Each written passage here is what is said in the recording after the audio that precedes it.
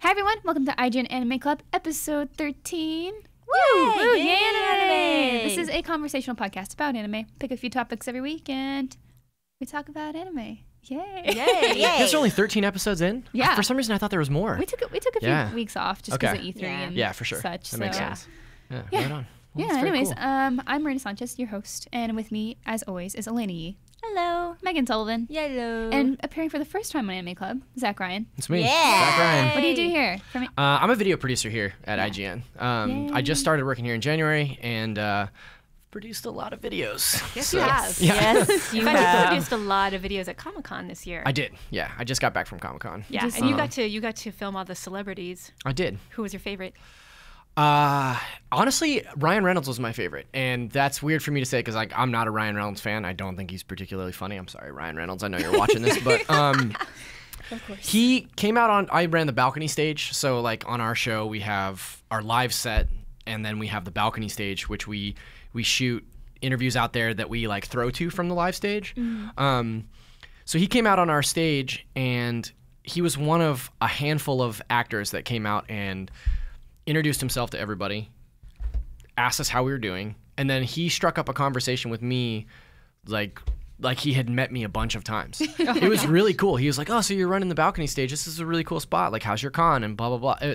Like, to the extent, like, it was really nice of him, but I had to be like, "Hey, this is great to chat with you, but we have an interview to shoot, and I got to get you off the stage. So, like, can we, like, wrap it up here?" Like, he was a super cool guy. And then Like, cool, thanks, leave. Yeah, and then he did, like, he, like, photobombed our live set, I which saw was that. really That was funny. hysterical. So. They were talking about Yeah. like Star Wars something or another, and then Yeah, like, and then he's he just running around walks the through. background. Yeah, and it's great because like in that moment they're on a close up of Altano, and he looks super mad that somebody is walking onto the stage, and then you see him realize that it's Ryan Reynolds, and it's like this sea change in his expression because at first he's like, "Who the hell is this?" And it's like, "It's a celebrity." Like, it's really great. But yeah, Yeah, that's awesome. yeah. Did you get a chance to go to the floor at all? I did not. Aw. I actually opted not to.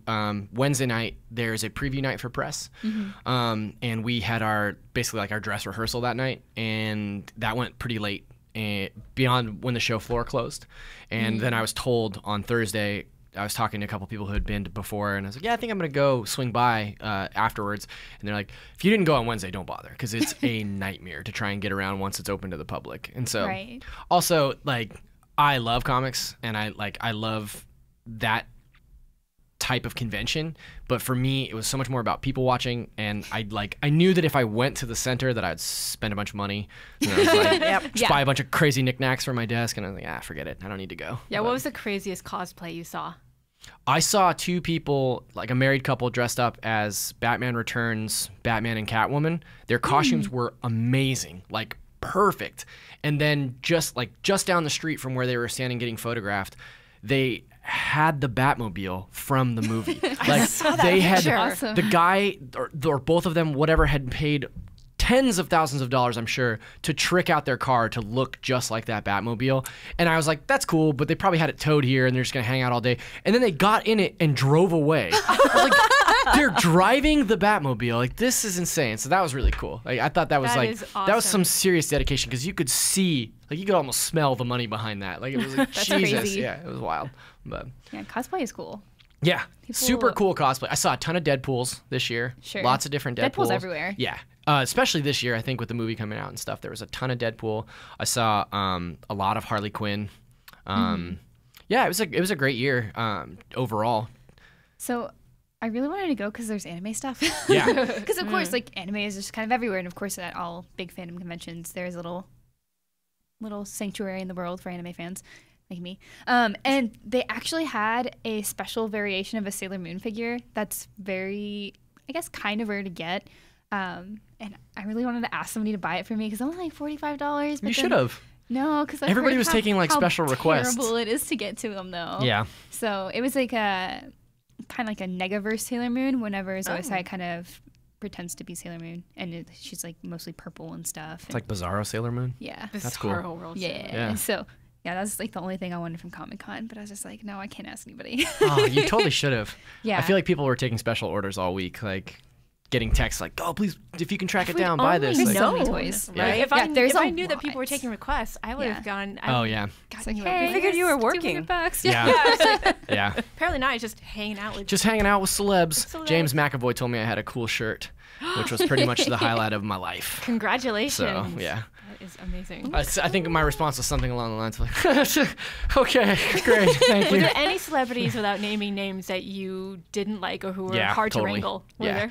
I think also it's when you have such a short amount of time with people and when you're in that circumstance as a celebrity where you're giving the same interview 40, 50 times in the course of 3 or 4 days, I think I could understand where it would be really easy to be flippant. You know, like there's a lot of people, a lot of celebrities that just came out and didn't introduce themselves to anyone on the balcony, and like, that's rude. Like, you know, like, not sound like a jerk, but that's just rude. If like we're doing our jobs and filming you, it just makes sense to me. Like I was just brought up if I'm going to be having a conversation with somebody to say, hey, I'm so-and-so and shake your hand. Like, I don't know. So there's a lot of that where I was like, okay, that's fine. Like, and not that I like care like about, I think part of the reason why I was on the balcony is that I don't freak out over celebrities. It doesn't like super impress me. Yeah, I mean, they're just people. Yeah, So it's totally. like, okay. And like, I'm more apt to like flip out over musicians.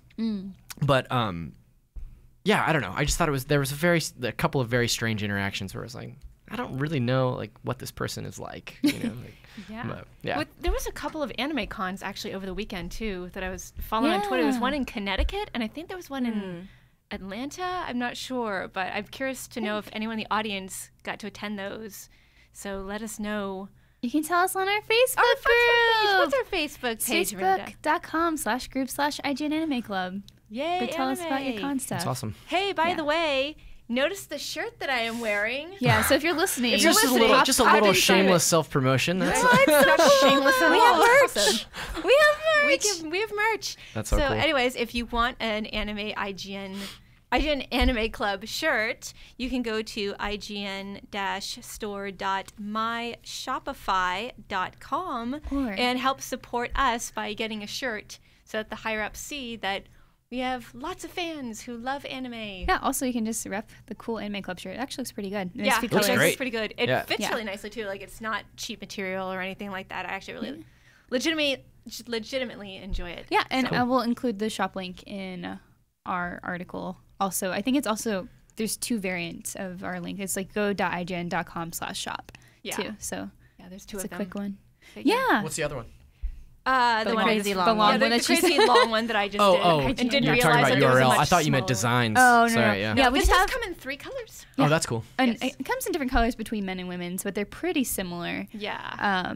One thing I want to do eventually is get stickers. I don't know. Yeah. I really love stickers. And I want a sticker that says "Yay Anime." I'm just gonna put it everywhere. You know what we should get is those pins that people wear on their badges at conventions. Ooh. We should get pins. We can join the pin club. Yeah, there was a lot of that at Yeah. Anime Expo too, where it's just like people were like collecting pins at like Anime Expo and E3. Did you see any of that at Comic-Con where people just like had crazy stuff on their badges? Not specifically, and I think maybe if I had ventured to the convention center that I would have Right. probably seen a lot of that stuff.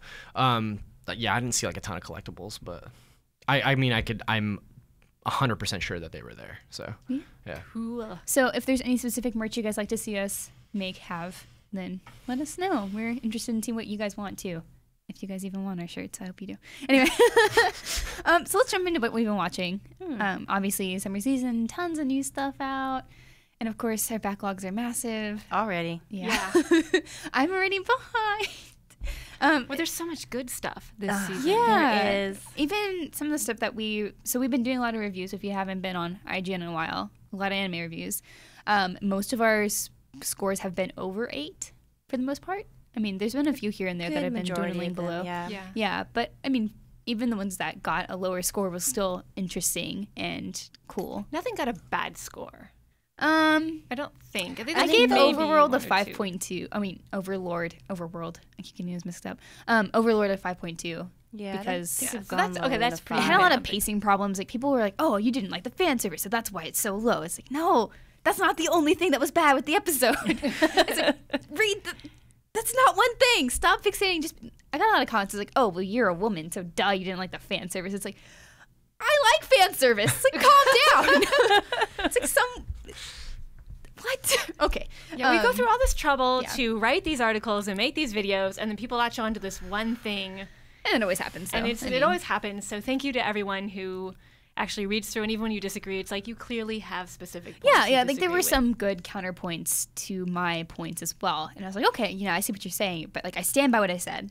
But I do appreciate having a conversation and, discussing what we think about. Did you call out fan service in your review? Yes. Yeah. I thought it was done poorly. Mm-hmm. So there's a succubus character in this show, and this guy is stuck in a video game.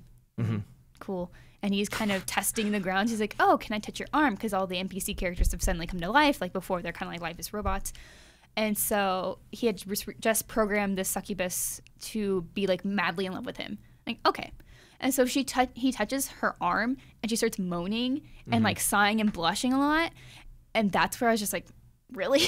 Yeah. Like I get that she's a succubus. Like, well, oh, she's a succubus. It's like, yes, they're very sexual, but like maybe a more appropriate thing would for her to have like grabbed his hand and like put it on her breast. Like eventually, he does grab her breast and stuff. Like whatever, but it's just weird. It's like what? She's like touching made you your uncomfortable. arm. Yeah. I mean, it seems like a weird thing, and it was just like kind of a weird placement for it, and it just wasn't executed well. Like, that's the big thing. Is execution. Like, did you do it well? Is Sure. it okay? I mean, and it wasn't. I felt like it was more of a waste of time when in that episode they could have done better things. And like of course, as I said, there's pacing issues and stuff. But Yeah. if you want to hear more about that, you can check out my You review. can check it out. But yeah, even with all the negatives, like I'm still interested in the show. I mean, it's cool. It's a weird premise because usually when you have these, we're stuck in the game sort of thing. There's like a bunch of other people involved, and this one only features one human, like kind of person. Oh, that's kind kind of cool. Yeah. Yeah, I mean, as far as we know, there probably could be other people in the game that got stuck. And also, he's like a level 100, super powerful dude, which is why it's called Overlord Yeah. and stuff. So it's really interesting, and I'm excited to see where it goes. But the first episode wasn't fantastic. Anyway, What else did you watch? so I've been watching our Aoharu X Machine Gun, which we didn't get to talk about last time. It gives like the Oran High School host club vibes heavily. There's a host club. There's a girl that looks like a guy and dresses. I mean, in Oran High School, like she didn't dress like a guy, but in this one, our protagonist like actually does dress like a guy, which they don't really address why. She just does, and it's like that's fine. I mean, she wants to. Do as you do. Yeah, do what you do. You. And this girl, she's got Tachibana. She's got a crazy sense of justice, and she's like, no one can, I can't let evildoers get away with their dumb acts and stuff. And it's like the very first scene you see her beating up 3 guys, or I mean, she doesn't beat up. She beats one of the guys up, but they're bullying somebody, so she just like jumps down from the 3rd floor. And she's like, you can't do that. And they're like, oh, we're sorry. And like, oh, just kidding, we're not sorry. And then the one guy turns on her to fight her, and she takes them out. And she's just like a very silly, like very justice focused person. And eventually she finds out that one of her friends went to a host club, which is kind of where guys, dote on women and they pay for it, like just for the company kind of thing. And this host club's like super fancy and nice, and the guys are like proper and stuff, and they have cool treats. That was Cool treats. Yeah. Yeah. It's a euphemism for something. Hey guys, cool treats. We got little cakes and stuff. Sure. Anyway, so she finds out that she thinks that her friend has been scammed into going to this club and got her money taken away. So she's like, oh, someone can't mess with the like young maiden's heart. That's not okay. And so Tachibana goes to this host club and tries to challenge whoever did it. And she finds out that her neighbor she had recently met early in the episode works there and was the person that met up with her friend. And so then she challenges him to a fight, and he's like, we're not gonna fight, and then just like whips out a gun and points at her. It's like, if we're gonna fight with these. And she of course is freaking out because guns are illegal in Japan for the most Right. part, like very difficult to get and difficult to have. So like as a person of justice, she's like, what? I can't be seen with this kind of thing. And he's like, you're dumb, it's an airsoft gun. And so like the whole big point of this is like airsoft or survival games, which at first I was like, oh, a survival game show, like Hunger Games, what? And then I was like, oh, airsoft, that's different, but it's still a lot of fun. I haven't gotten to watch the second episode that just went up, but the first episode, it had some, of course, like pacing issues, as most first episodes do have, but it was kind of cool to just kind of get the premise in that this girl has to kind of join this airsoft team with these guys to repay her debt, because while she's fighting the other dude in the host club, she destroys everything. So Such a weird element to choose to build a show around is airsoft guns. Right. Like, that's so bizarre. Like, No one's done this before. The Yeah. team Do is it. so weird too, because you have this crossdresser kind of self-righteous, like Tachibana character. She's, very into being right and is kind of blind by that too. And then you have the host guy. Sure. And he's like super handsome and like, ooh, I'm so clever and lots stuff. of treats. And then the third member of their team is an adult manga artist. Adult. Oh. Yeah, so it's just like adult. yeah, so it's just kind of a weird crew, and it's interesting to see how they plan to play it out. I mean, like I said, very host club vibes. I'm interested to see where it goes. We'll see. It's cool. And then also watching Gatchaman Crowd's Insight. This is a second season of a show that happened like in 2013, so it's been a long time. Super big fan of Gatchaman Crowds. It was like kind of a reboot if you knew about the old Gatchaman. This was like a really old show. But anyway, the new one, like they just fight aliens and have alien friends, and it's fun. I've talked a lot. I'll let you guys go. Anyway, Your enthusiasm overall- is appreciated. It's yeah, I know. Good. It's just like I've been talking for too many minutes in a row. Okay, you guys go. But yeah, Gatchaman Crowd's Insight, yay! Yay, anime. Yay. So I wanted to talk about Ushio and Tora, which is like my new favorite thing ever. It's so good. Like, I didn't quite get all the gushing last week about it. I was like, I don't see what would be that interesting about it. But I've watched the first 2 episodes, and it's really great. If you don't know what it is, long story short, this teenage boy finds a demon stuck in his basement. And he's pinned to the wall with like this magical spear. It happens. Yeah, Yeah, it totally I mean, does. of course, everyone has But that. what I love is that Demon Ushio basement. appropriately flips out. Like, you get these anime protagonists, and they're so blasé about so many weird things that happens. But Ushio finds a demon in his basement while cleaning it out and freaks out. And the demon's like, hey, I'm stuck to the wall with a magical spear. Would you let me out so I can destroy the world and eat you? And Ushio's like, no. But who would do that? Like, who would do that? But then when he opened up the basement doors to clean it out, the evil miasma of the demon got out. So now there's lesser demons running around Japan. So the whole show is Ushio and this demon he names Tora because it looks like a tiger, going around destroying these demons. So he does let him out. So he has to let him out Yeah. in order to destroy the lesser demons. Only Tora and him, like this magical spear kind of turns you literally into beast mode, where Ushio gets like long hair and turns into like kind of a beast himself. And so in order to get rid of these lesser demons Ushio accidentally let out, he and this demon have to travel around defeating them, except that of course the demon doesn't like Ushio and wants to eat him. So Ushio always has to have this magical spear on him all the time, or Tora's going to eat him. So, like in the second episode, it begins with Tora, this giant demon perched on this little kid's shoulder. Yeah. And they have to follow each other around. And they have this hilarious dynamic where Tora's like, the moment you put down that spear, I'm going to eat you and destroy the world. And Ushio's like, well, I can't let you out of my sight because we have to destroy these lesser demons, and I can't let the spear go or you'll eat me. So it's basically, the second episode is Tora is perched on Ushio's shoulder because Ushio has to take the spear and the demon to school with him, which is hilarious. And no one can see Tora or hear him except Ushio. So Tora is constantly verbally harassing him throughout this episode. And so Ushio keeps yelling and hollering and waving his spear around like, shut up, like stop harassing me. But none of his friends can see this. None of the teachers can see it. So you have Ushio flipping out and talking to nobody for like half it. Like you'll see him yelling at Tora, and then you'll see another shot of him yelling at the Like air. it'll cut away, and it's Yeah, just, it'll cut that's away. awesome. Yeah. It's hilarious. It's like a demonic buddy comedy. It kind of Yeah. is. Yeah. Like, it's a great dichotomy between these two guys who just, they hate each other, but they have to work together. Right. That's very cool. Yeah, so the whole episode is like they have to take on this rock-eating monster. It turns you into stone, and then it eats you. And Tora is weirdly possessive of Ushio. He's like, no, I'm the only one who can eat him.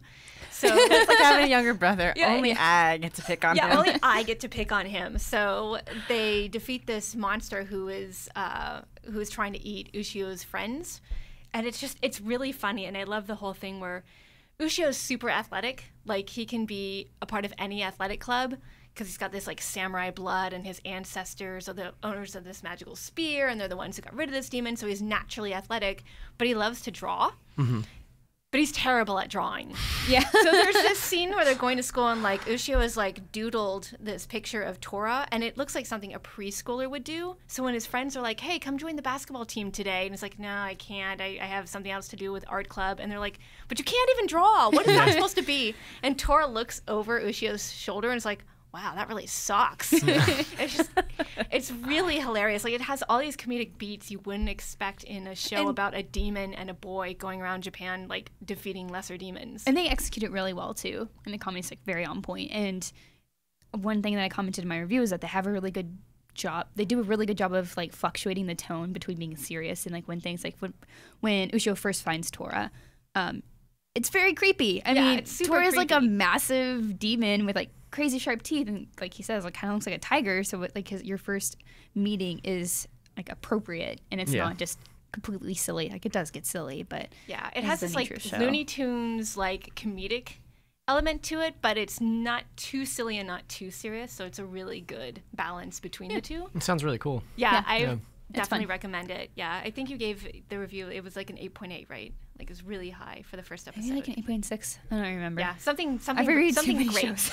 Yeah, we did a lot last week. I think we did a total between all of us like 12. We have 12, and we have 2 more going up later. Yeah, and you do them episode by episode, right? It's not like a full season run. You go right. We do the first episode of most of them, and I think there's only like 1 or 2 of them that we're gonna keep reviewing. Yeah, but just because of time and stuff. Sure. Yeah. So I watched that, and then I watched Seiyu's Life, or Sorega Seiyu, which is all about voice acting in Japan.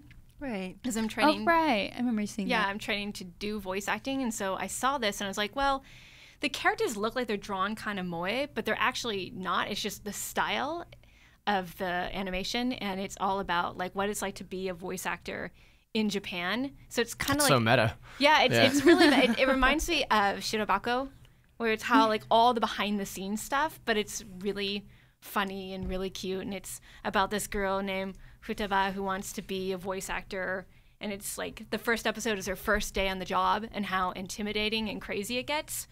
And it's something that I can relate to because sometimes you'll get instructions like, hey, could you do that take more normally?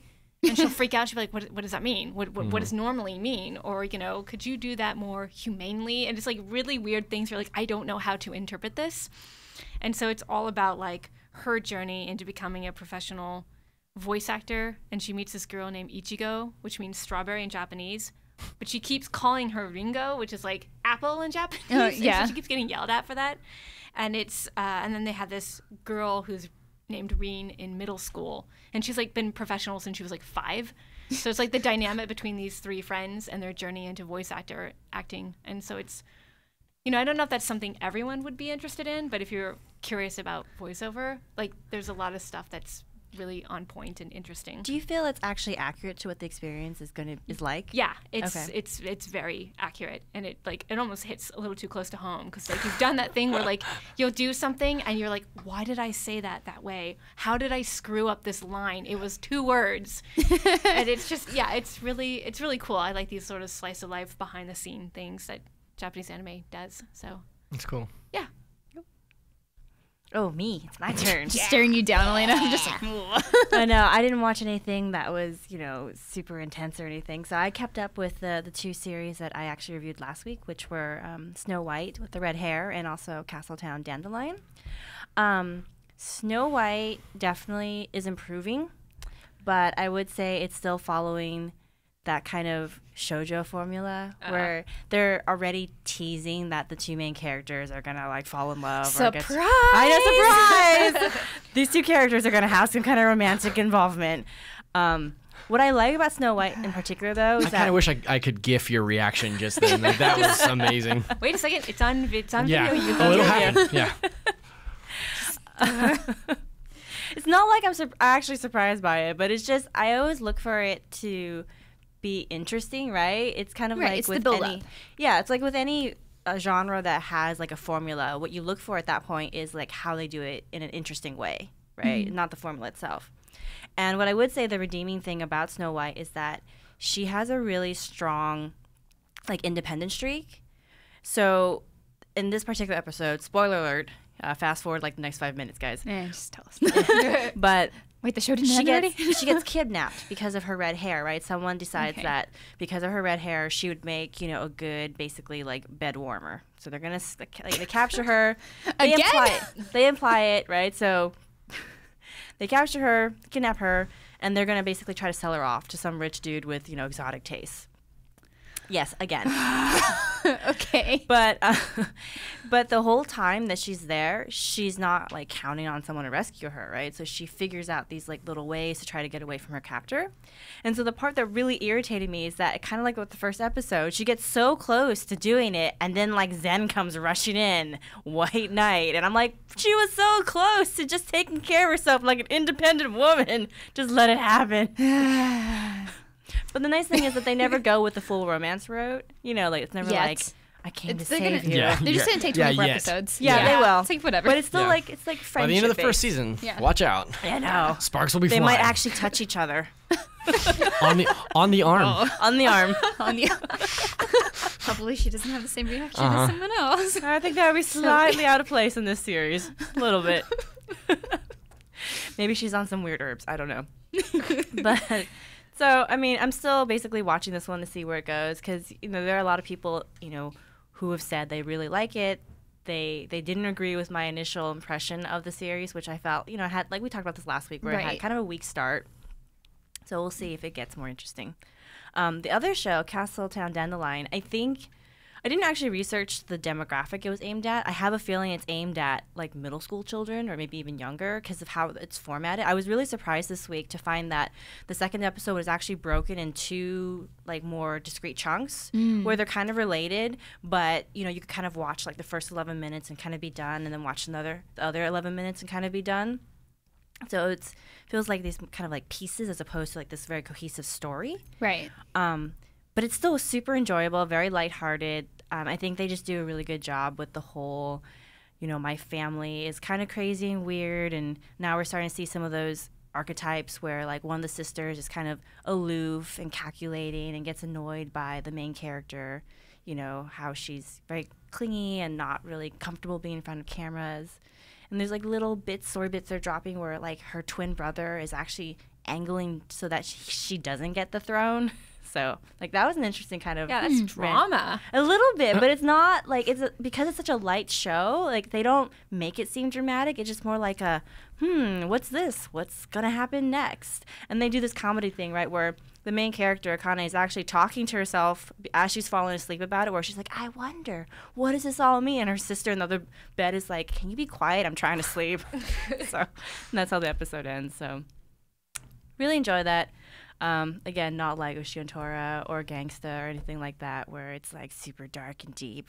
Well, Shio's not really dark. Yeah, it's Well, not it's dark, good, but like intense, right? But there's moments Yeah. where it's like, that's a really scary monster. There's a lot of comedies this season, I like it. so it's Um, interesting. definitely. I also caught up on Gangsta. The second episode, Which was I really hear is interesting. awesome. It's Yeah. so good. It's really good. Yeah. Yeah. So good. You really should start with that first episode, Yeah. though. I actually made someone watch the second episode with me because I said, "Hey, I'm traveling this weekend, but I gotta watch this series." Sure, yeah. And they sat through it with me, and afterwards, they actually told me, they're like, "I prefer Castletown over Gangsta." And I'm like, "All right." Were you traveling with a middle schooler? Or? No. Wow. I'm gonna tell them you said that. That's It's gonna fine. be That's great. fine. You literally just said that show is probably aimed at middle schoolers. Well, that means I'm a middle schooler at heart. That's fine. Yeah. Yeah. I've It's never all right. left sixth grade. Yeah. I mean, Yeah. we work at IGN. Yeah. So we play video We're all- games. we're all Yeah, it's children a in our testament to hearts. Arrested Development in this building, but But we get paid to have also that issue. true. Yeah. So, Yeah. what are you watching, Zach? So I've been keeping up with Bebop with you guys, which has been a lot Yeah. of fun. I have had this conversation with a couple people around the office.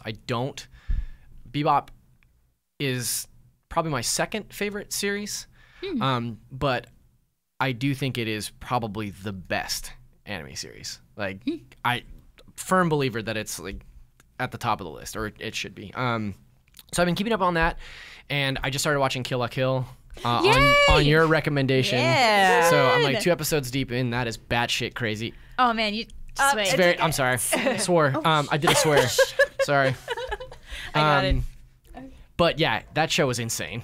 Like 2 episodes in, it's so crazy. I really dig it. And then I think it was the 6th of June or something. That was the date that Evangelion started in the show.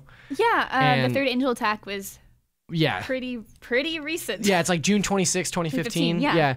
And so there's a lot of like people posting that on Twitter and Facebook and stuff. And I was like, I should watch that first episode again. Like I haven't, I watch that series like I'll blow through it once every couple of years because it's it's my favorite. But so yeah, I watched the first episode and I was like, what happens to that second episode? And so I've been watching Ava all the way through again. Have you watched the films? Yeah. Yes, Okay. I've seen the original 2 films, and then I've watched the first and second remakes. Okay, But I haven't seen the third one, which I've heard is really good and also a crazy departure because of the way that the second episode or the second Right. film ends. Right, Because so I spoilers, the second see the film, second one you haven't yet. seen it yet? Well, Not the second, Okay. not the second one, because I watched the original series. I watched the films for the original series. Death and I've Rebirth just- and End of Evangelion. Yeah, I just got the first, or I recently watched the first remake, which is pretty much the same thing as the original series, and then the second one is where I know it gets different. It gets crazy different. Yeah, but I haven't seen the third one yet, so I don't know. I can't speak to how different it is. But Right. I wanna watch. I won't spoil it for you. But the ending of the second movie, you're like, how? Like what? So yeah, I've been on a bit of a retro kick, I guess, with those two. Cool. So yeah. Yeah, all good shows. Yeah, totally. Kill it. It's nuts. Like that first episode was really funny because like I was watching it and I was eating, and I had to stop eating to just take it in because I was like I can't concentrate on this and on this at the same time because there's so much stuff going on in that first episode that it's just like sensory overload. Like What were you eating? It's intense. a burrito. Of course. I only Why ever did eat. I ask that? It's like 90% of my That time. says a lot when you can grab a man's attention away from Away from a burrito. Yeah. It's like, pretty There's a lot serious. going on gonna with the slide this burrito. over here. Yeah, totally. there is. No, it's a crazy show. I'm really looking forward to watching more of Good. it. So yeah. yeah. It's so good. Yeah. Anyway, so happy. I want to watch it again. So let's go ahead and jump into our topics. Of course, it was a little bit longer about what we're watching, but we wanted to kind of dive into some of the summer shows we didn't get to touch on last week. So Sure. even though it was just like gotcha bang crowds inside, yeah. But so at E3, they announced What's that? Final Fantasy VII Remake. I know it's old news, like it's something that happened, but we kind of wanted to jump back to that a little bit since we didn't have a chance to kind of recap what happened from E3, just because we were so busy with the new season that we're like, well, E3's done, cool. Now let's jump into like the end of the spring, get into summer. So kind of taking a few steps back, we got to talk a little bit about Final Fantasy films before. Yes, we did. Yeah. Yeah. And Final Fantasy VII had a little film going on. It sure did. So Yeah. you guys want to tell us about that? Yeah. I love the expressions the Yeah. minute you Well, bring I mean, that up, this where is they're sort like, of the- why? Yeah, this why is sort would of the you make general me reaction where it's remember like, that? Oh god. So, Advent Children came out, I think, in 2005. I think it was my junior year of college that it came out because I remember being like super excited about it. It's a continuation of the story of Final Fantasy VII, which didn't make much sense to begin with. But sorry, I know It doesn't. Yeah, I just wrote Final Fantasy VII in 7 minutes for IGN. Nice. Spoilers, that's coming. But writing a plot synopsis of that game, first of all, like typically those pieces are like 1,000 to 1,200 words. In Final Fantasy VII's, just to make it make sense, mine was 1,800 words, and I still left so much out of it. So anyway, it's a continuation of that ridiculous story, and it is directed by Tetsuya Nomura and written by Nojima, who was the scenario writer for 7. Yeah. So they kind of brought back like the Final Fantasy VII All-Stars to do this movie, and it was supposed to be a short film, like basically like a proof of concept for developing CGI cutscenes moving forward in the PlayStation 3 era. And frankly, probably should have been left as a short film. It's a ridiculous movie. Yeah, the plot is kind of all over the place. It's about geostigma, which is a disease that happens after exposure to the live stream, I think. I don't know. I skipped around. Some garbly. Yeah, it's a thing. ridiculous film. And I watched it piecemeal last night. I just kind of skipped around to see if I could remember, because I only watched it once or twice when it came out. And yeah, I think that's probably about the best way to watch it is just to watch the fight scenes. And it's like, those are pretty cool. But Yeah, it's Spirits Within all over again, where it's like beautiful visuals and nonsensical story and characters you're like, what is happening right now? I think it's even worse than Spirits Within in the fact that, like, at least the Spirits Within, the plot was semi-cohesive, whereas I feel like Advent Children is just like, it just does not make sense. The whole time you're like, I don't care about any of these characters, the way they're being portrayed here. Like, the story is stupid. There was like an OVA too for Final Fantasy VII where they try to explain the events with Sephiroth and Cloud and Tifa at Cloud's hometown, which I can't. Nibelheim. Thank you. Yeah. And the more they try to explain the story, it's like they know the story is gobbledygook in 7, and they keep trying to explain it, and the more they try to explain it, the more confusing and complex and convoluted it gets, and it drives me crazy. Where it's like, it didn't make sense. Just let it go. Yeah. In fact, somebody told me, I hope I'm not spreading rumors here, but they told me they actually asked Sakaguchi-san of Final Fantasy fame, what was up with Final Fantasy VII's crazy story? And basically, he had a story planned out, and then everyone sort of wanted to pitch in their own ideas. So it was a case of too many cooks in the kitchen, because you've got, like, the main story, but then you've got, like, these huge robot tech things running around, like these giant weapons that they have to defeat. They're trying to defend the planet, and then you've got this other thing going on, then you've got the Turks going on, then you've got, like, by the time you're at the end of the game, you're like, what is happening? Like, what is this thing where Cloud's not really Cloud? And wait, that's not Sephiroth, that's Sephiroth. And here's what Sephiroth is, and here's what Cloud is. And you're like, what? Why are you doing this to me? And as a kid, I remember being like, I'm definitely keeping up with this. Like, I totally know what's going on. Like, this makes sense. This is the greatest story probably ever told in the history of man.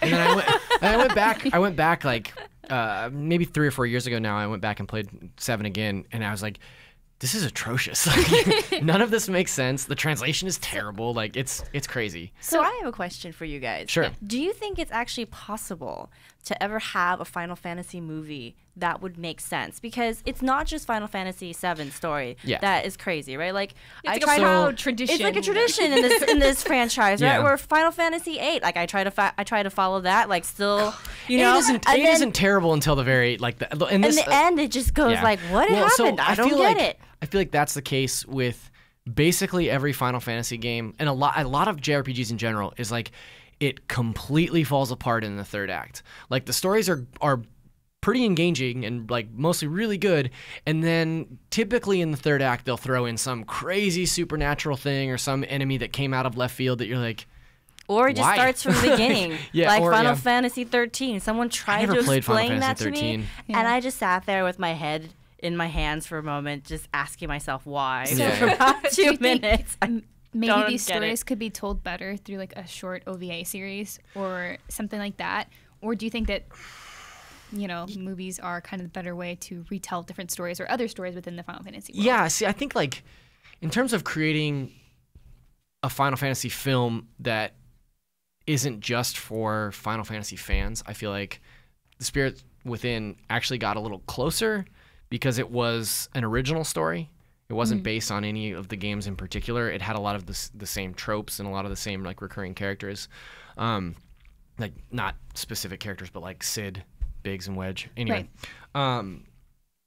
But I think in order to make a Final Fantasy film that is engaging and can be profitable, like, mass market-wise, I think you have to do something along the lines of, like, creating an original story that's not specifically geared towards any one game.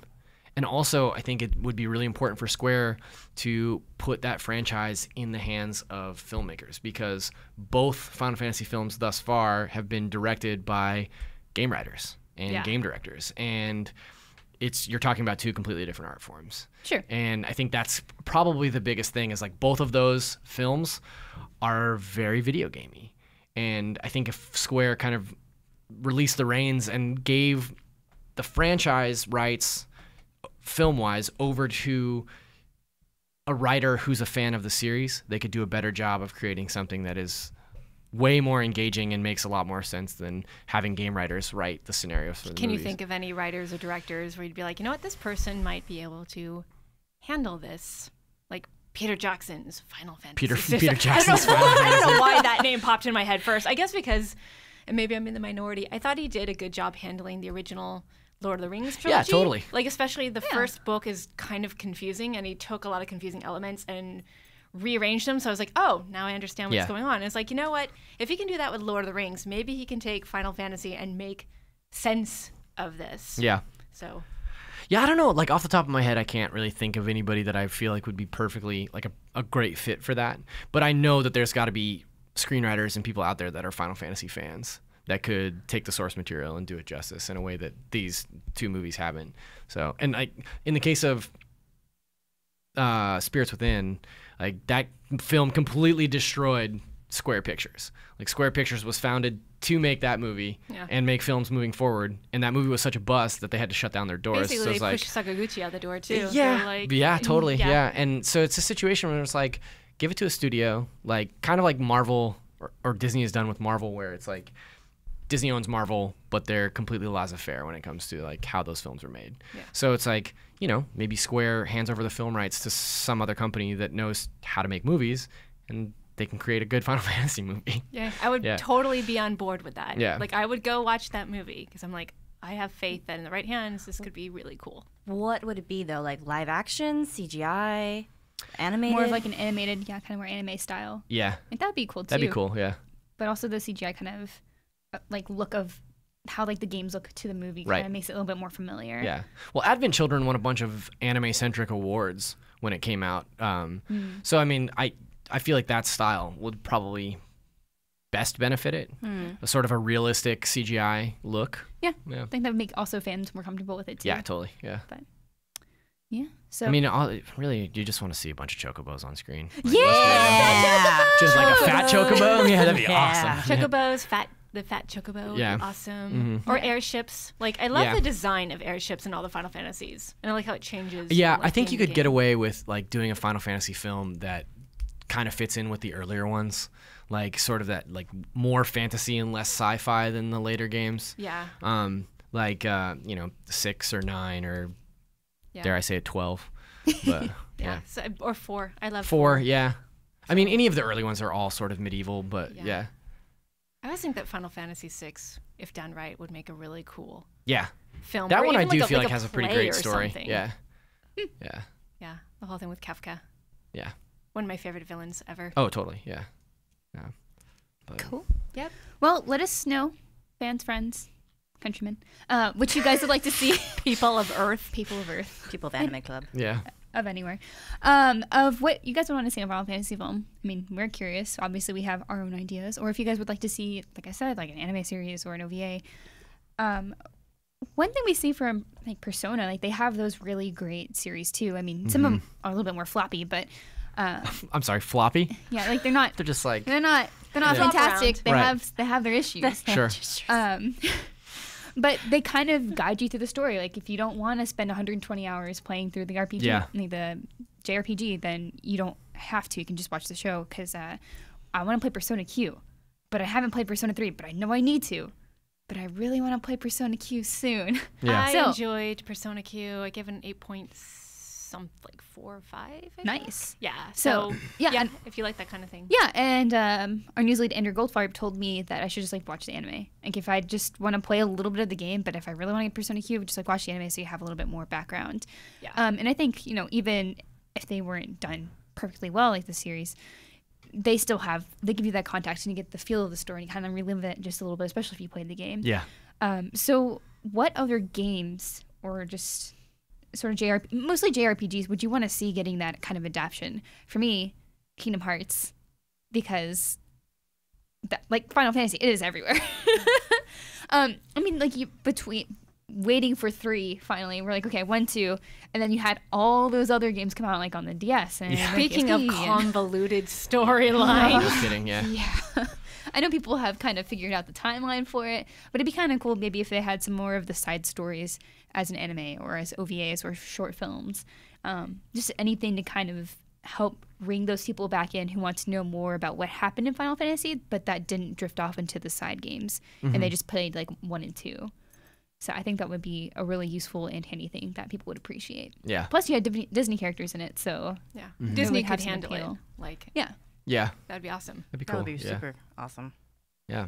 I see on the list, somebody, I'm not sure who wrote it down, but like Lunar would definitely be one of my top. Was that you? Yeah. That So was me. yeah, Lunar, it's already basically an anime. Like, especially if you played other PlayStation versions and stuff. It's Yeah. like, yeah, I feel like that's pretty much ready to go. Yeah, like it was famous at the time because it had so much voiceover work Yeah. included on it. So like Lunar Eternal Blue came out on like Sega CD, Yeah. and it just had like it blew my mind because it had all these animated cutscenes, and I was like, this is the most amazing thing ever. Yeah. So it really was like an interactive anime. So I was like, why not just take it to the next logical step? Sure. Yeah. I'd love to see like a Chrono Trigger anime. I think that'd be really I thought cool. there was. I thought there was like an There's- OVA or short film or something. I could Yeah. be wrong about that, but because I looked that one up too, I was like, that would be really cool. But I Like think- as a long form series, I think it'd be super cool. yeah, Yeah. that'd be neat. But would Chrono speak? Probably not. Yeah, I don't know about that. I mean, yeah. So you always have those weird parts where you have the non-speaking character as a lead. I mean, even like with BioShock, like translating that into a film and all these other things, like you have to take probably a different character from that world and feature them instead of the person you play Yeah. as. although remember, maybe I'm the only one who does it. Remember the Zelda cartoon Yeah. back in the day where it was "Excuse Oh, yeah. me, princess." Yeah. So obnoxious. Yeah. It was so obnoxious. I loved it. Yeah. It was just so cheesy. Mm-hmm. Oh my gosh. So it is possible Chrono could talk, but do you want him to? How do they handle it in Persona? Because I know a lot of the protagonists, like the main protagonists in Persona. I've never are- seen the anime. So I haven't seen Persona 4 Yeah. Golden the animation. Yeah, I haven't anything, seen or that just one, yeah. Persona 4 the animation. Mhm. I haven't seen either of those. So that would be like a kind of a good. Yeah, you any does point to talk, I see. think. Does he? Yeah. Yeah, which that's kind That's of part fine. of the reason Yeah. I don't watch them. I'm kind of protective of my memories Really? of Oh. Persona and my experience with it because it's anything you see in animated version could be considered canon, and I'm kind of like, Yeah. I see. I don't know. Yeah. but I've been playing Persona 4 Golden off and on like while I've been traveling this I year. love Persona. And I completely forgot. Like I picked it up for Vita because I hadn't played it since PlayStation 2. That game rules. It is so, so good. Yeah. It's good. awesome. Oh my gosh. Yeah. Also, to answer your question about Chrono Trigger, there is an OVA. Is there? Yeah. Just a 16 Take it back. minute Yeah, OVA. that's what I thought. But it's not a full series. So if you're running Yeah. a full series, like cool Yeah, that'd be adventure really cool. style thing. Yeah. Cool. I just want to see Robo. Yeah. I love that guy. Oh my gosh. Yeah. You're making me feel feels right now. Oh my gosh. Can you fan you? Yeah, I just Hold on. Here, wait. Hold on. Here we go. Oh, thank Yeah. you. There we go. You can't I got see you this at covered. home if you're listening, but I'm fanning Elena is Megan. fanning me. This is great. It's almost as helping if her somebody calm touched down. her arm. Oh God. My arms are very sensitive. And on that note, Yeah. Sexy time anime club. So I also see on this list that we have Transistor and Child of Light. Yes. I added So those to 'cause I bring away wasn't from sure. kind of like Yeah. more of the strict JRPG style things. Yeah. Transistor would be super cool. Yeah. Yeah. yeah, I mean that art style is already amazing. Yeah. So that art good. style is hot. Yeah. Super cool. Child of Light as well. I just it's done so well. Like Yeah. homage to JRPGs. And it's a But it makes loving it so- homage to yeah. JRPGs too. But it makes So- it palatable to someone like Yes. me who's like, nope, can't do the complex, crazy stuff. Like, just want to explore. Thanks. Yeah. Would it rhyme though? Because that's Oh, it that's has to be let's in let that pentameter. go. let's let it lie. Let's just let that one honestly, go. like I think I made it like 3 or 4 hours into that game, and I had to hang it up because I was like, I can't handle this stupid rhyming. Like, Why do you hate Shakespeare? Well, it's I mean, not it's like not- exactly it's- Shakespeare, it's but it's hold the phone. pentameter. It is a far cry from Shakespeare. Okay? Let's be real. Shakespeare, it is not. But I have to agree with Zach. I mean, I loved, I went to a preview event for Child of Light, and when it was explained the one around to the me- corner, like at UB. Yeah. Yeah. Like I when was they at that one first, too. Yeah, when they first announced it. And when I was talking to them about this conceit with the iambic pentameter and trying to like go back to the kind of like the rhyme of the ancient mariner and trying to like, pull in this kind of like literature sort of thing, I was super stoked because I was a lit major, love that kind of stuff. I got through maybe to the 3 or 4 hour mark as well, and I was just like, I'm done. Yeah. I just want them to speak normally because it's so forced. Yeah. If it had been super, seamless and it made sense every time, but a lot of times it just felt like they just threw in that rhyming scheme for the sake of it and not because it was really like driving home a certain point. Which is a shame because I hear it's a really incredible game. Yeah. And I probably won't ever go back I and finish it. So. I appreciated the effort to do. I can never pronounce it right. Iambic pentameter. It's blah. I had it and then I didn't. It's okay. Megan can't say it without sounding hammered drunk. Yeah, I am hammered drunk right now. She's drunk on literature. I'm drunk on literature. But I appreciated the effort. I mean, by the end, I'm not gonna lie, I also got a little tired of it, where I was like, okay, that didn't really rhyme and that didn't make any sense. But I mean, somebody had to make the effort to at least try. Oh, yes. And I appreciate A for effort. So I think we can agree that Child of Light is beautiful, but maybe not something we want to see as anime. I don't know. Maybe if they just spoke normally, or at least spoke the rhymes. That would actually be that would actually be like a really awesome way to experience that. Like if they did an anime series and it wasn't all an iambic pentameter, like I would watch that because it critically acclaimed across the board for both gameplay and story. So like that's something that I'm interested in. Yeah. But I just couldn't hang. So Cool. Yeah. Anime. Yay, anime. Wait, Nier. Right, Nier. Wow. Nier. yeah. I'm a big Nier fan. And So when they put out the Nier 2 trailer, yeah, at E3 this year, they announced Nier 2. Our whole war room was watching Square's conference, and Megan and Caleb were just like, yeah, wow. And everybody else was kind of like, what Oh. are you What's clicking happening? on? okay. Oh my gosh. Didn't know. Yeah, Caleb and I are like the biggest Nier fan. Well, also Mike Pereira. Oh, He's yeah. the one who recommended it to me To you, originally yeah. because when it first came out, we gave it like a 7. Like Ryan Clements was like, it's such a good story and characters and the gameplay is fine, but it looks really ugly because I Yeah. had no budget whatsoever. And it's kind of a hot mess of a game, but it works. So when they announced the second Nier, like it was actually at the Square Enix conference when they talked about it as well, and I was just like flipping out because it's like, no one appreciates this game. It's so good. And I Yeah. think it'd be a good anime just because you don't need to have played Drakengard, which it's quasi based on, to understand it. The characters are really interesting. They're different than other characters that don't fall into any particular tropes. And the story is kind of like this crazy twist and turn that I think people would appreciate in sort of a more like cinematic form. Sure. So, Yeah. Yep. Is it twist and turn in the vein of Final Fantasy, or your more typical digestible twist and turn? No, it's not super convoluted, but the thing about these games like Drakengard and Nier is they're darker and more gritty and based in reality. So like the twist at the end is like, I don't want to give No it away, spoilers. but no spoilers, but it's Yeah, God forbid you spoil an 8-year-old game. Or yeah, whatever. I know, yeah, whatever. But I'm telling you, I still try to be careful with Final Fantasy VII spoilers because that big twist got spoiled for me 2 hours out from that event, and I'm still bitter about it. So It's time to let it go, Megan. It's a very it's old all game. I have to live for. Traumatic memories I know. last. Apparently so. Anyways, yes, Nier. Yeah, it's a Everyone good go one. play it. Cool. Well, like we said, let us know what you guys would like to see as anime. Yay! Yeah. Yay, anime! Okay.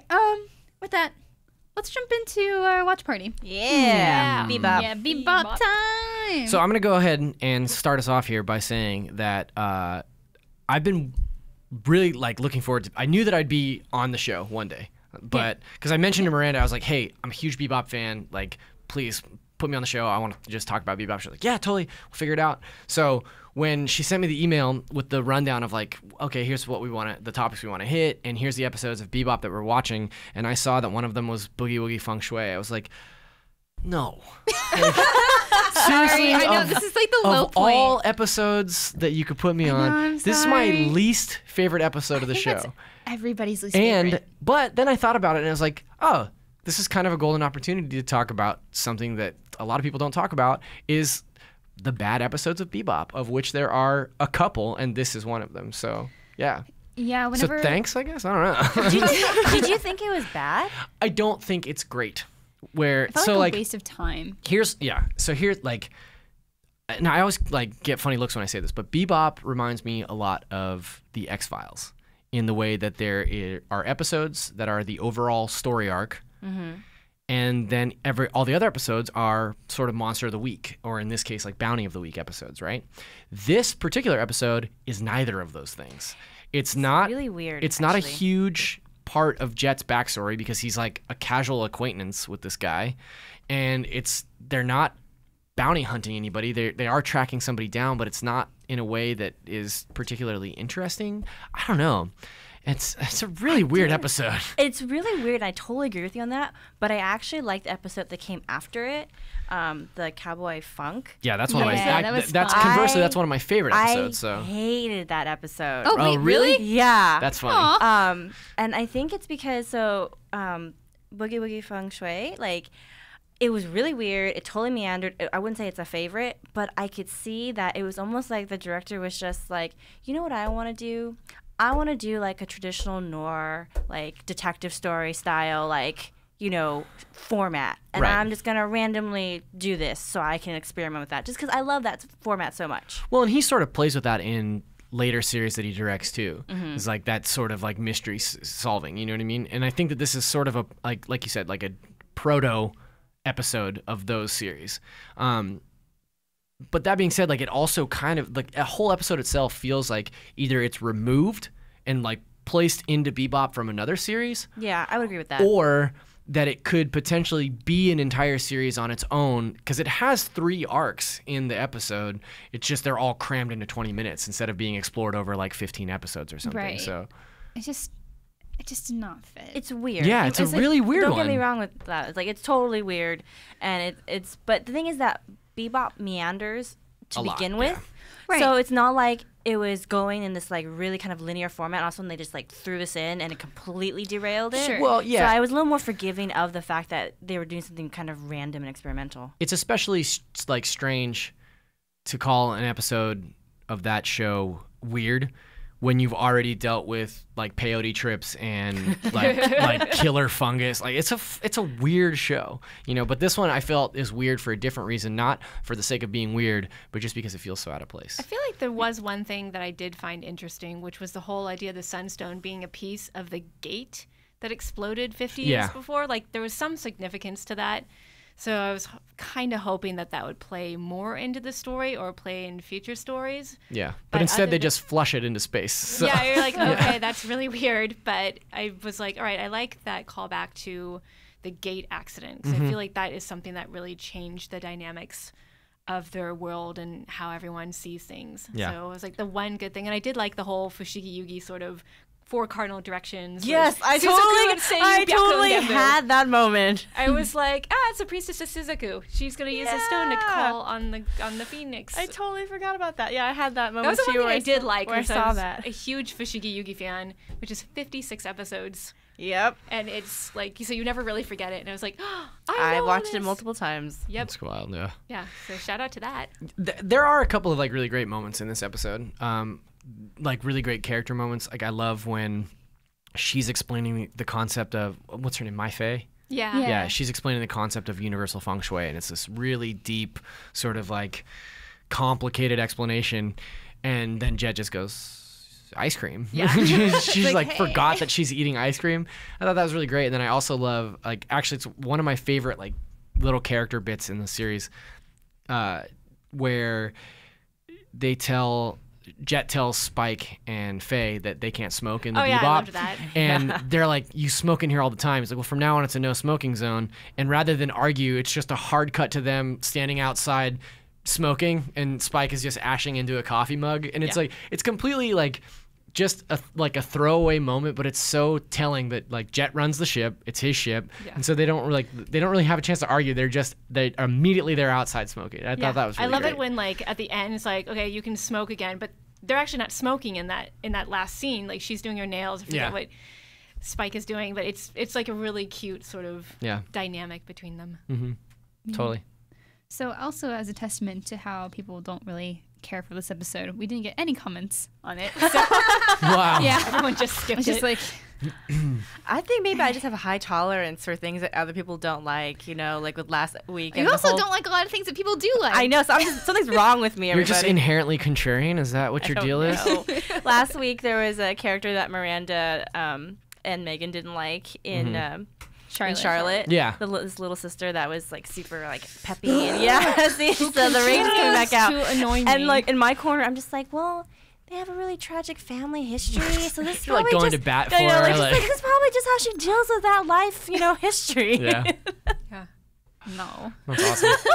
No. No. Okay. No. That second episode, by the way, real fast, got kind of dark. Yeah, with the episode brother. 22. No, Charlotte. Oh, Charlotte. Yeah. Let's talk about Charlotte next week. Okay, We'll do let's that do next that because that's interesting. It's interesting. But for episode 22 of Cowboy Bebop, Cowboy Funk, I so really goofy. liked it. Yeah. So our first reader comment is very good. Anil Sarangi. I'm sorry. She's trying. I always butcher names. It's really bad. Andy and Spike are super tsundere for each other. Andy and Dojin ASAP. Yes. Andy is just so dumb and so good. Yeah. Well, that's horse. so that's what's so great about this episode is like, first of all, it's the last like really comical episode of the series. Spoilers. Well, I mean, you can kind of see they're going for a full push here for like the last bits. Because there's I'm 4 just episodes after I'm this one. teasing. Yeah. So like Yeah. this is the last one that's like really like funny. And it's great that they put this one so far into the series because Andy is just a complete foil for everything that Spike is. Where Spike is sort of like cool and calculated, Andy is like sort of dumb and has like adopted his Sort of. persona. Well, yeah, he's an idiot. He's an idiot, but he's like adopted his persona from outside, you know, where Spike is very much like secretive and has his own thing going.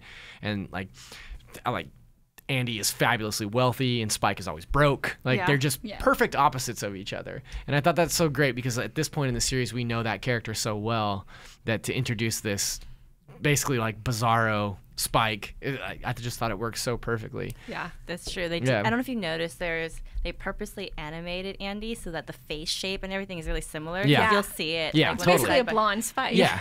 Yeah. They're And well, side that's by what's so side. funny. Like Spike can't figure out that when the Teddy Bomber mentions this guy Andy, he's never heard of him before, but he instantly is just like so angry that there's another bounty hunter, and then that would rival him, and then when he meets him, he's just like, "This is the guy? Like, are you kidding me?" Like, it's great. I love this setup too, where like Spike has like figured out the Teddy Bomber, and he does this clever thing where he like diffuses the bomb, and like, Yeah. he's talking to the guy really cool and suave, and then Andy comes crashing through the Yeah. window. It's hilarious, and he's like yelling at Spike. He's like, yeah. "You're under arrest, Teddy Bomber," and Spike's like, Look behind you, Yeah. the guy with the watches with the bomb stuff. That's your guy. It's It's like, like, oh no, he's just a security guard. It's fine. Yeah. yeah, it's hilarious. I love that And dynamic. that stupid music.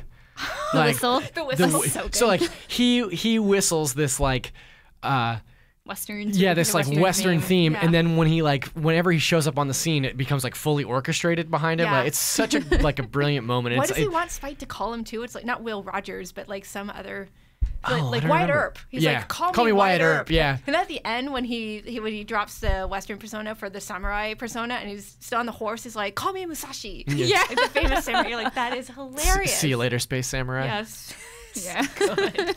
I don't know. I think maybe the reason I hate this episode so much is because I'm having a Charlotte moment, basically, like equivalent to yours, where it's like I hate this character so much. Uh-huh. I hate everything about this episode that made me have to watch But this is it character. because you love Spike so much? No, I just hate Oh, okay. stupidity. Well, never mind then. I like the dynamic with Faye too, where Sorry. she's like, she thinks that Andy's like, oh, he's really good looking because he looks a lot Yeah. like Spike, but he turns out to be an idiot. Where like, Yeah. she goes to his place, and he goes home, or he takes her home and then feeds her like weird soup. Like it's it's weird soup, and like the whole place is tacky. Yeah, super I tacky. did love that episode for seeing more Faye's character, right? It's really subtle, but you see how good she is about Yeah. basically manipulating people in situations to get what she wants Totally. out of them. Oh yeah. Yeah. I Also, really love that. killer fight sequence at the end. That was like one of my so favorites good. in the The whole series. direction Like, was yeah, awesome. super cool. Yeah, I like when Faye punches the Teddy Bomber too. Yeah, yeah, and I Yeah, love that, that was like great. that fight sequence happens after the Teddy Bomber is captured. There's like literally no reason that Spike and Andy have to have this battle other than the fact that they don't like each other. Yeah. Like it's great. Like they're not fighting over a bounty anymore. They're just fighting each other because they're that polar opposite, you know. Yeah, and I like how It's the great. top of the building looks kind of like a Western setting. Yeah. I thought that was super clever. And it's like sunset and everything. It's like, I love those little details Yeah. about that show. Someone finally says Space Cowboy. See Yeah. Space Yes, Cowboy. that's right. They do. Yeah. It's cute. Which is funny because like I wonder how long into production they were before they decided to sort of use that as a tagline. Yeah. You know, like had they already created that episode and then they were like, oh man, I like this so much that I'm going to go back and tack it on to each episode. Right. Because it says that at the end. Like, yeah. That'd be interesting. Mm-hmm. But I love it. See you, Space Samurai. Yeah. That was really cute. Yeah. Yeah. It also has one of my favorite dumb jokes when they say that he was at Andy spent time with the YMCA. Oh, And yeah. it's like, Yes. the young man's he's a Christian, and he goes, no, that's the Young Man's Cowboy Association. It's like so stupid. Like, Okay. yeah. Like what? Oh, that was so good. Yeah. Yeah. Also, some more silly Ed moments, of course. I like that at the end, Ed was running around on her hands and feet like Pretending to be a like horse. Yeah. and had Ayn on her Ayn on her back. back. And Ayn's just like all uncomfortable. It's like, what's happening? Mhm. I did like that in jeez. the other episode with Boogie Woogie Feng Shui where Ed just goes up to the girl and is like, "Are you a lover? Are you like an illicit daughter?" And it's so embarrassing for everyone involved. And then she's just like, "All right, Yeah.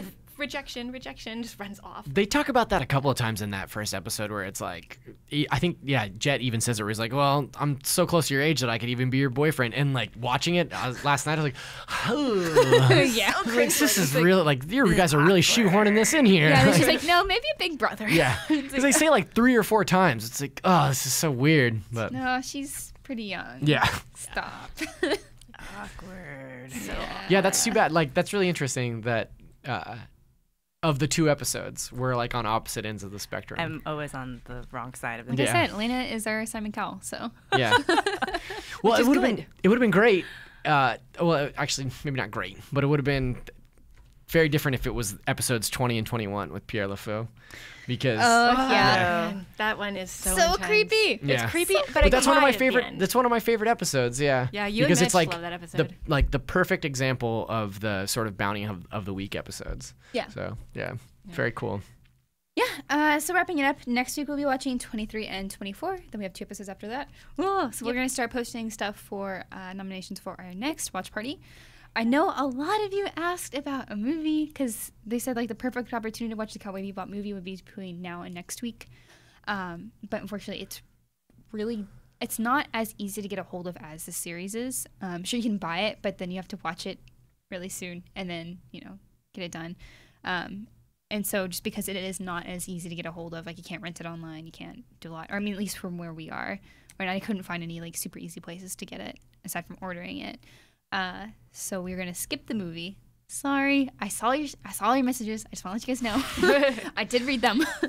But yeah, we will be skipping that and just continuing with the series so we can kind of wrap this up and then continue on to whatever we have next. Have you guys got something in mind that you'd like to do next? Is there like Can let people vote. That's right. how Yeah. we've done it in the past. I was really, really excited that someone actually messaged me and they said, we should put Escaflowne on there if we're going to continue classic anime series. I'm like, yes!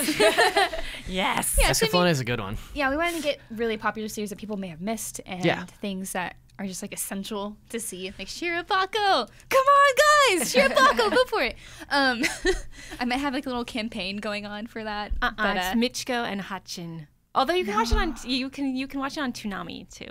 So yeah, so we're trying to find things that are a Things that little are bit more- readily available. Yeah, so that for way, sure. and also it's hard because we know we have a very international audience, and we want to try to find Yeah. things like Funimation. I didn't know before, actually, until a few weeks ago or a few months ago, after we had already started this. They are limited to North America only. So I was like, Oh, wow. sorry, but they did have That's crazy. they had Cowboy Bebop on Hulu, and then they had the Yeah. Blu-rays on sale for Yeah. quite a while. So Yeah.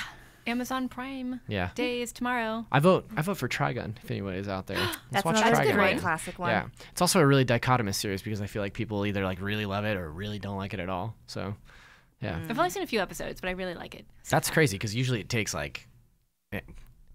several episodes to get into Trigun. But anyway, that's a discussion for another podcast. yeah, so if you guys want to let us know what you have on your radar that needs to be on Anime Watch Party, since we are going to start getting that little voting tab together, let us know. You can reach me at Havoc Rose on Twitter. Megan MEGHAN_IGN. I am at Morphing Ball. I'm at Zacharias D. Yeah, and then of course you can also email us at IGN_animeclub@IGN.com.